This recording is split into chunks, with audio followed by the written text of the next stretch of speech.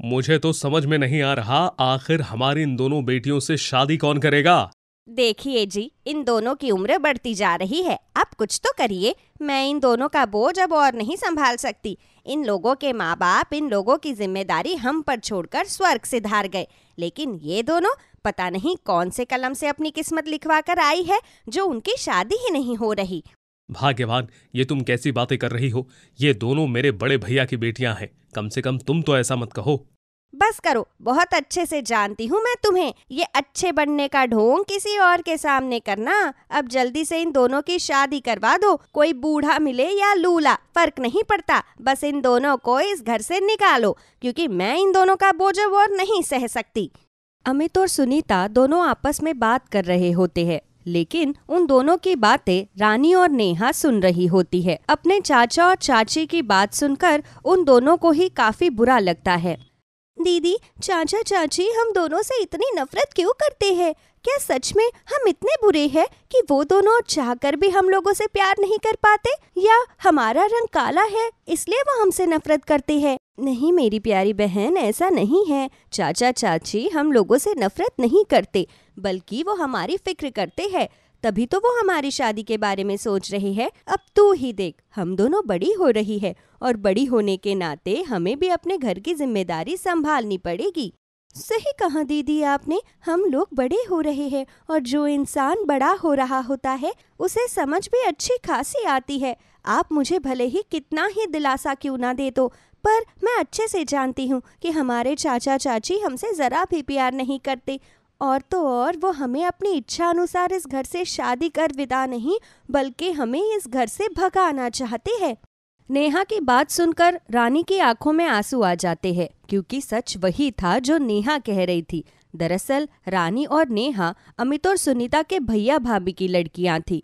रानी और नेहा जब छोटी थी तभी उन दोनों के माँ बाप चल बसे, और तब से अमित और सुनीता ने ही इन दोनों की परवरिश करी थी।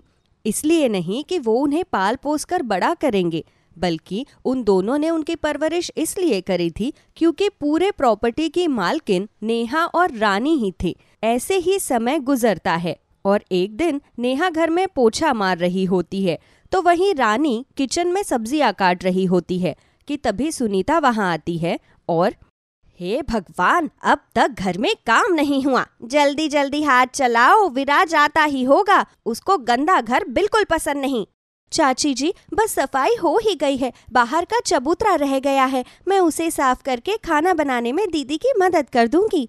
चाची की बच्ची, खाना नहीं बल्कि विराज के कमरे की बेडशीट चेंज कर दे, क्योंकि वो बेडशीट बहुत पुरानी हो चुकी है। और रानी, तू क्या बना रही है? चाची जी, मैं विराज के लिए शाही पनीर बना रही हूँ, उसको पसंद है ना? चल अच्छी बात है, किसी के अंदर तो अक्ल है, वरना मुझे लगा कि तुम दोनों ही बहनें मंद बुद्धि हो। वैसे रानी, शाही पनीर के साथ तू विराज के लिए खीर भी बना देना, उसको खीर बड़ी पसंद है। सुनीता की बात सुनकर जवाब सर हिलाकर हाँ में देती है, और इस तरह नेहा विराज की बेडशीट और रानी उसके मनपसंद का खाना बनाती है। और कुछ घंटे बीतने के बाद विराज अपने घर आता है, जहां वो अपने माँ बाप से मिलने से पहले अपनी दोनों बहन रानी और नेहा से मिलता है। नेहा दीदी, रानी दीदी, आप दोनों कितनी कमजोर हो गई हैं। माँ आपको खाना नहीं देती क्या? नहीं विराज, ऐसा कुछ नहीं है, चाची हमारा बहुत ख्याल रखती है। विराज नेहा और रानी से बात कर ही रहा होता है कि तभी वहां सुनीता आती है, और वो विराज को नेहा और रानी से बात करता देख चिढ़ जाती है। जिसके बाद, विराज, तू इन दोनों कल्लों से क्या बात कर रहा है? अरे तू अपना स्टैंडर्ड देख और इनका देख, इतने समय बाद तो तू घर वापस आया है, अपने माँ बाप से मिलने की बजाय तू इन दोनों काली कलूटियों से मिल रहा है। माँ, आप ये कैसी बातें कर रही हैं? और आपने क्या काला काला लगा रखा है? आपको पता भी है, आजकल के टाइम पर काला गोरा कोई नहीं देखता। ऐसा तुझे लगता है विराज, लेकिन असल में बात कुछ और ही है। लोग सबसे पहले लड़की का रंग ही देखते हैं। अरे शक्ल अच्छी लेकर आती ना तो इन दोनों की शादी कब की हो चुकी होती, हमें यूं इस तरह धक्के ना खाने पड़ रहे होते। चाची जी माफ करना, लेकिन कोई किसी के किस्मत का नहीं खाता। और रही बात रंग रूप की, हाँ, हम दोनों बहनें भले ही काली है, लेकिन हमारे नैन नक्श इतने भी खराब नहीं है कि लोग हमें रिजेक्ट कर दे। गूंगी बोली, अरे जब खुद के नैन नक्श पर इतना ही गुरूर है तो ढूंढ लेना खुद के लिए लड़का। क्यों हम दोनों मियाँ बीबी की छाती पर मूंग डर रही हो तुम दोनों? सुनीता की काफी कड़वी भाषा सुनकर विराज को गुस्सा आता है और वो अपनी माँ को ही फटकार लगाकर अपने कमरे में चला जाता है। ये देख सुनीता भी चुप हो जाती है और वो उस समय किसी से कुछ नहीं कहती। अब शाम को जब अमित घर आता है तो सुनीता एक बार फिर अमित से सवाल करती है, जी आपने पंडित जी से बात करी? हाँ, मैंने बात की है और उन्होंने 2 लड़कों को भी दिखाया है। उनमें से एक ऑलरेडी शादीशुदा है और दूसरा बहुत गरीब। अरे तो कौन सा हमें अपनी बेटी बिहानी है जो इतना सोच रहे हो? एक काम कीजिए, हाँ कर दीजिए। अरे भाग्यवान, तुम ये कैसी बातें कर रही हो? भले ही भैया की दोनों बेटियां शक्ल से काली हों, लेकिन इसका मतलब ये तो नहीं कि हम उन दोनों की शादी किसी भी घर में कर दें। सुनिए जी, हमें ना तो उन दोनों से मतलब है और ना ही उन दोनों की शादी से। हमें उनकी प्रॉपर्टी से मतलब है। प्रॉपर्टी साइन करवाइए और इन्हें जल्द से जल्द शादी करके भगाइए, नहीं तो लोग कहेंगे कि प्रॉपर्टी हत्या कर इन्होंने अपनी भतीजी को उनकी ही प्रॉपर्टी से बेदखल कर दिया है। अपने माँ बाप की बात दूर खड़ा विराज सुन लेता है और जब वो अपनी माँ की बात सुनता है तो उसका कलेजा फट जाता है और वो अपनी माँ के पास जाकर अपनी माँ के ऊपर भड़कते हुए कहता है, मुझे तो आपको अपनी माँ बोलते हुए भी शर्म आ रही है। अरे मेरी माँ मेरी बहनों के साथ ऐसा बर्ताव करेगी, मैंने कभी सोचा भी नहीं था। बेटा विराज, तू गलत सोच रहा है, ऐसा नहीं है। बस कीजिए पिताजी, आप कैसे लोग हैं और कैसे नहीं है मैं बचपन से देखता आ रहा हूँ। अरे सिर्फ काले रंग की वजह से आप दोनों इन दोनों की शादी ऐसे इंसानों से करवाना चाहते हैं जिनके पास ना तो घर है और ना ही उम्र। लेकिन कोई बात नहीं, आप दोनों मेरी बात कान खोल कर सुन लीजिए। मैं अपनी दोनों बहनों की शादी ऐसे घर में कभी नहीं होने दूंगा जहां उन्हें हमेशा ही दुख मिले। और रही उनकी शादी की बात, तो मैं उनके लिए ऐसे लड़के ढूंढ कर लेकर आऊंगा कि आप दोनों की आंखें फटी की फटी रह जाएंगी। इस तरह विराज वहां से चला जाता है, पर विराज को अपना पक्ष लेते हुए देख नेहा और रानी को बहुत अच्छा लगता है। समय गुजरता है और गुजरते समय के साथ विराज अपनी दोनों काली बहनों के लिए एक ही घर के 2 लड़के ढूंढ लेता है। नेहा दीदी, रानी दीदी, कहाँ हैं आप दोनों? विराज की खुशी और हाथ में मिठाई देख नेहा और रानी हॉल में आती है। विराज की आवाज सुनकर सुनीता भी बाहर हॉल में आती है और उससे सवाल करती है, क्या बात है विराज, आज तू बड़ा खुश लग रहा है, और ये मिठाई किस खुशी में? अरे माँ, ये मिठाई तो सबसे पहले आपको ही खानी चाहिए, क्योंकि आप ही तो चाहती हैं नेहा और रानी दीदी को अपने ससुराल भेजना। इसीलिए सबसे पहले मुंह मीठा आप कीजिए, क्योंकि रानी दीदी और नेहा दीदी के लिए मैंने एक ही घर में 2 लड़के ढूंढे हैं। दोनों सरकारी नौकरी करते हैं, भरमार पैसा है उनके पास। बेटे की बात सुनकर सुनीता का मुंह खुला का खुला रह जाता है, तो वहीं नेहा और रानी काफी खुश होती है। क्यों दीदी, क्यों मंद मंद मुस्कुरा रही हो आप? अरे मैं जानता हूँ इतना अच्छा रिश्ता देखकर आप दोनों की खुशी का ठिकाना नहीं है, इसीलिए आप दोनों भी अपना मुंह मीठा कीजिए। वैसे बेटा, अब जब तूने इतना अच्छा रिश्ता अपनी बहनों के लिए ढूंढ ही लिया है तो हमें ये भी बता दे कि लड़के वाले इन दोनों को देखने के लिए कब आ रहे हैं?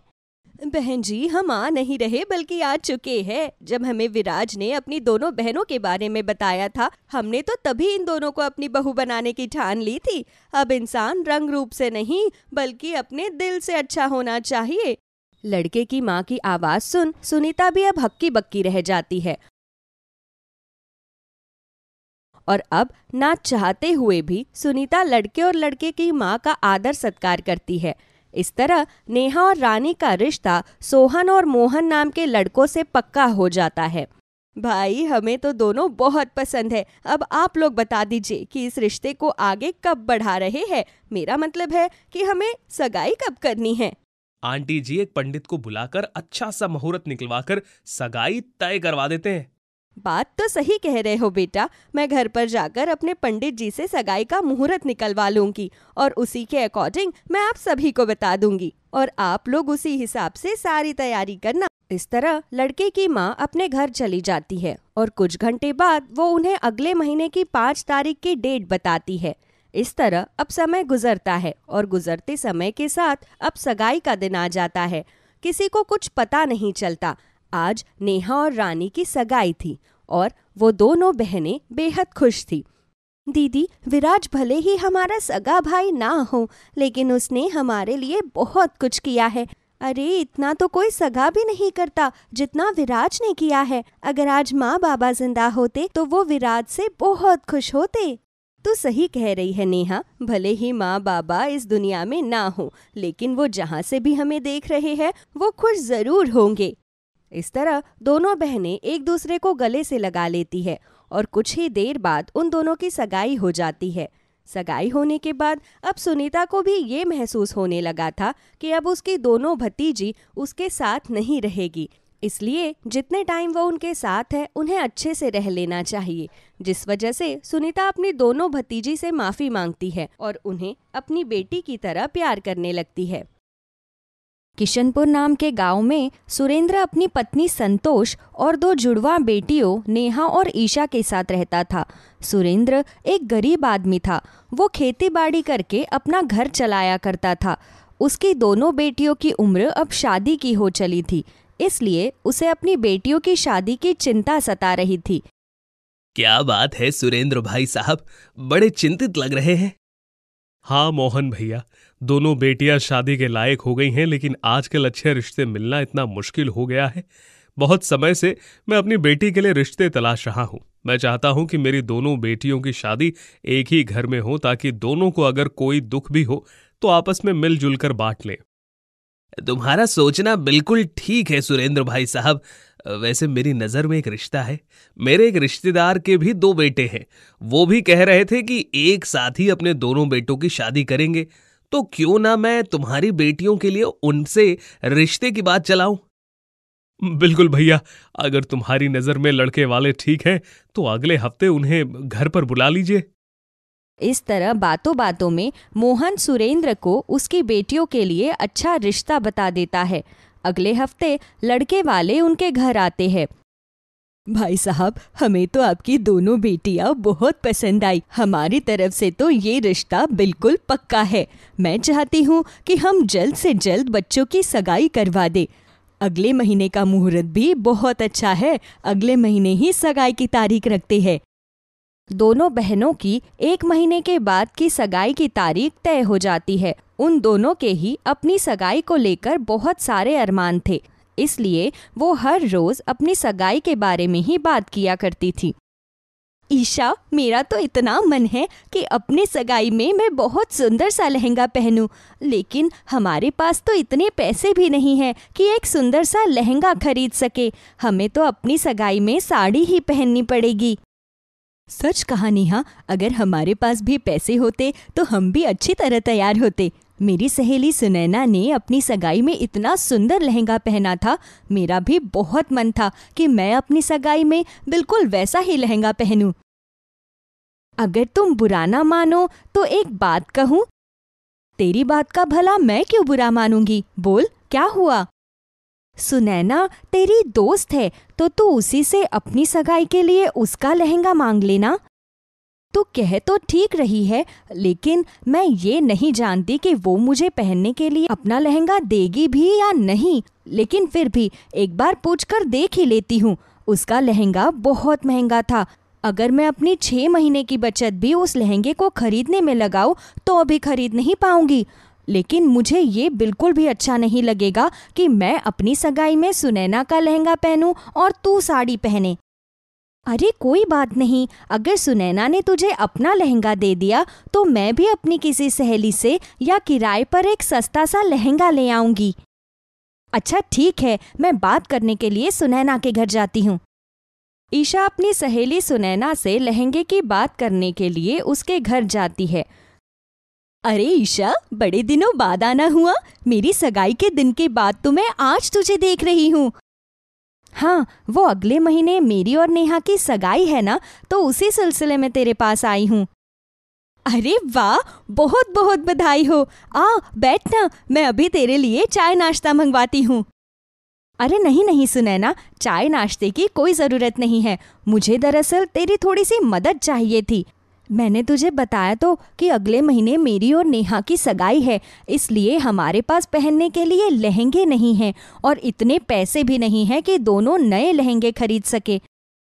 देख, दोनों की तो मदद नहीं कर सकती, लेकिन जो लहंगा मैंने अपनी सगाई में पहना था तो उसे ले जा। तुम दोनों में से कोई एक उस लहंगे को पहन लेना। मैं अभी अपना सगाई वाला लहंगा लेकर आती हूँ।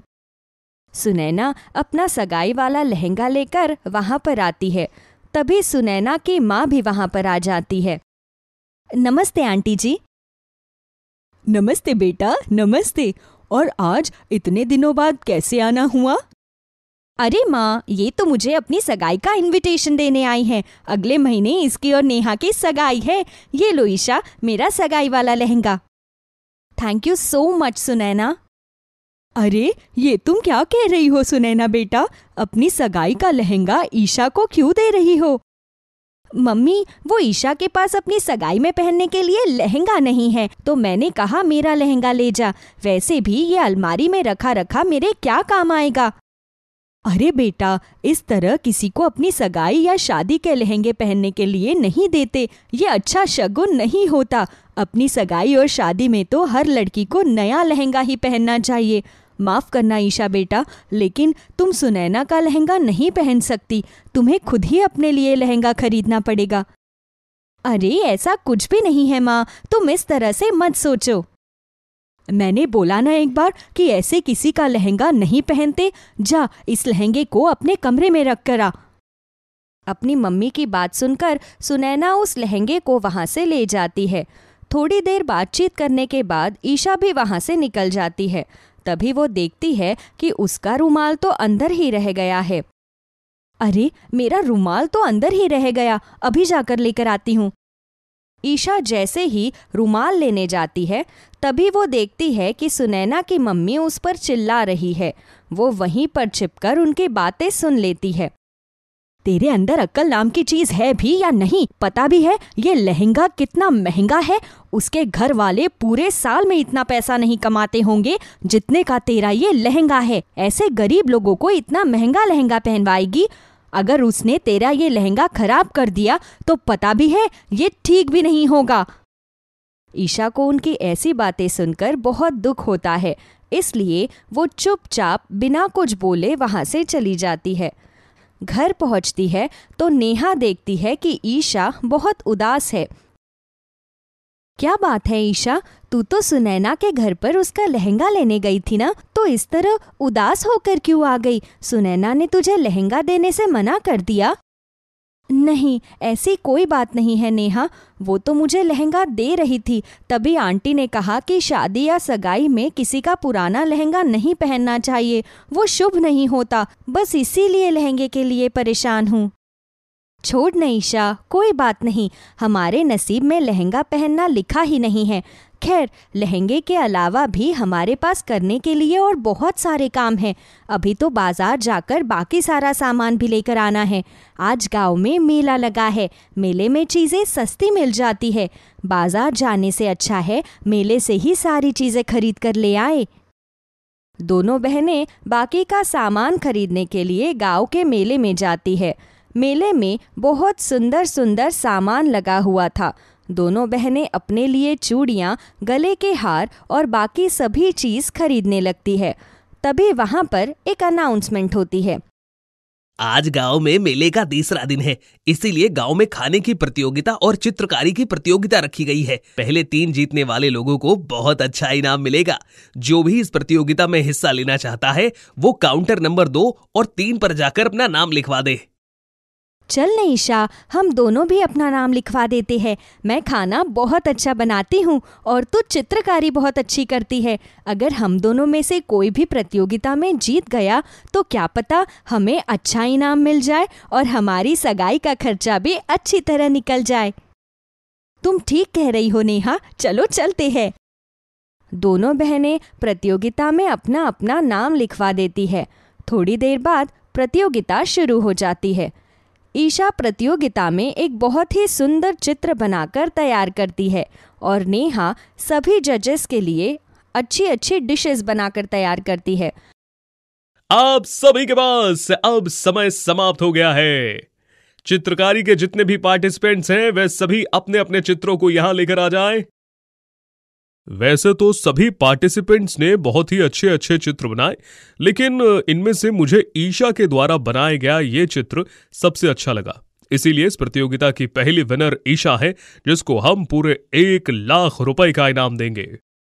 अरे वाह वाह, बहुत बहुत कॉन्ग्रेचुलेशंस ईशा जी। इस कंपटीशन की विनर का तो आप सभी को पता चल चुका है। अब बारी है कुकिंग कंपटीशन के विनर की। तो चलिए देखते हैं किस पार्टिसिपेंट के हाथ का बना लजीज खाना जजेस को सबसे ज्यादा पसंद आता है। जजेस सभी पार्टिसिपेंट्स की बनाई हुई डिशेस को टेस्ट करते हैं। इसमें तो कोई शक नहीं कि सभी पार्टिसिपेंट्स ने बड़ी ही मेहनत से सभी डिशेस को बनाया है, लेकिन इनमें से ये मलाई कोफ्ता मुझे बहुत पसंद आया। इसका स्वाद कुछ अलग है, जिसे नेहा जी ने बनाया है। नेहा जी को कुकिंग कंपटीशन के लिए फर्स्ट प्राइज दिया जाएगा। इसके लिए उन्हें भी पूरे 1,00,000 रुपए का इनाम मिलेगा। जज की बात सुनकर दोनों बहनों की खुशी का तो कोई ठिकाना ही नहीं रहता। दोनों कंपटीशन में फर्स्ट प्राइज जीत जाती है और खुशी के मारे एक दूसरे के गले से लग जाती है। मैंने तो कभी सपने में भी नहीं सोचा था कि हम अचानक से 2,00,000 रुपए जीत जाएंगे। अब माँ और पिताजी को हमारी सगाई के खर्चे की चिंता करने की कोई ज़रूरत नहीं है।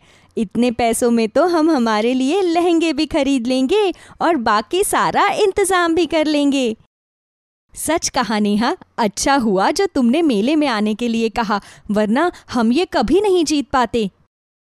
दोनों बहनों को 1,00,000 रुपए का इनाम दिया जाता है, जिससे वो अपनी सगाई के लिए हर अच्छी चीज़ खरीदते हैं और बाजार से खूब सुंदर लहंगे लाकर अपनी सगाई में पहनते हैं। वो दोनों अपनी सगाई में इतनी सुंदर लगती है कि सब लोग उन्हें ही देखते रह जाते हैं।